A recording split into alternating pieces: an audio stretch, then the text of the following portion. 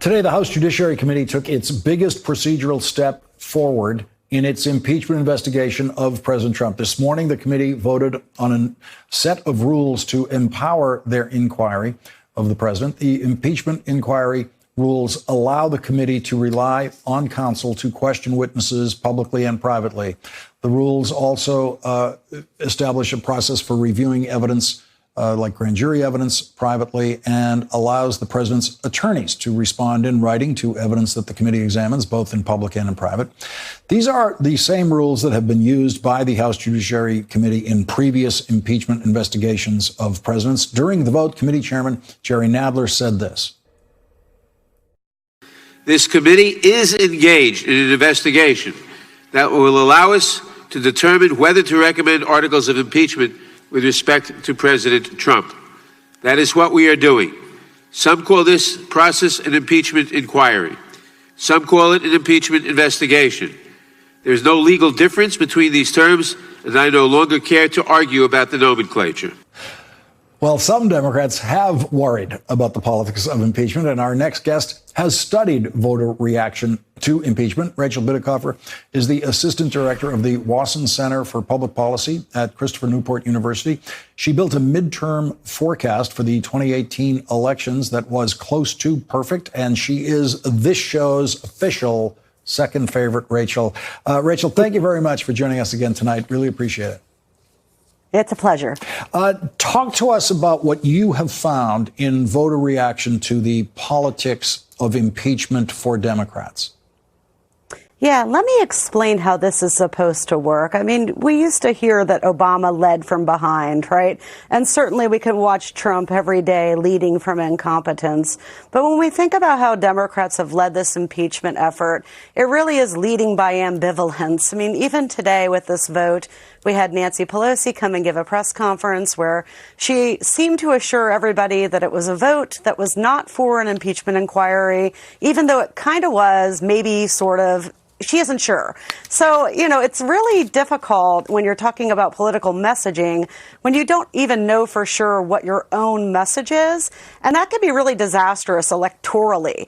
Let me explain why. Because when we talk about public opinion, this perception that we should be seeing movement in the public and that would inspire Democrats then to take a leadership role on this issue is just backwards. I mean, certainly there are times when public opinion is going to lead. Gay marriage would be a great example of where public opinion was on a leading indicator and pushed elites, but it's very rare. Generally speaking, it flows from the top down, and the Democrats really have mishandled the way the politics of this moment in impeachment. And so what is it that voters are looking for when they look at Washington, they look at Democrats facing the question of impeachment? Yeah, so I think the voters spoke pretty clearly in the 2018 midterms. As you know, we've discussed several times my election research, which shows that the House flips, especially in those marginal districts, really were a product of turnout surges, not just of Democratic voters, but also of independents that didn't vote in the 2014 midterms and were galvanized to the polls. You have to believe that some of that was motivated by fear of what Trump has been doing while in office. Certainly some of this impeachment inquiry involves Russia, but some of it involves other things, the annulment clause issues, the efforts to obstruct justice during the Russia investigation. The Democrats speak in terms of the leadership anyway, as if they were waiting for a message from the voters as to what they should do. But we just had a pretty big message, a 40-seat message.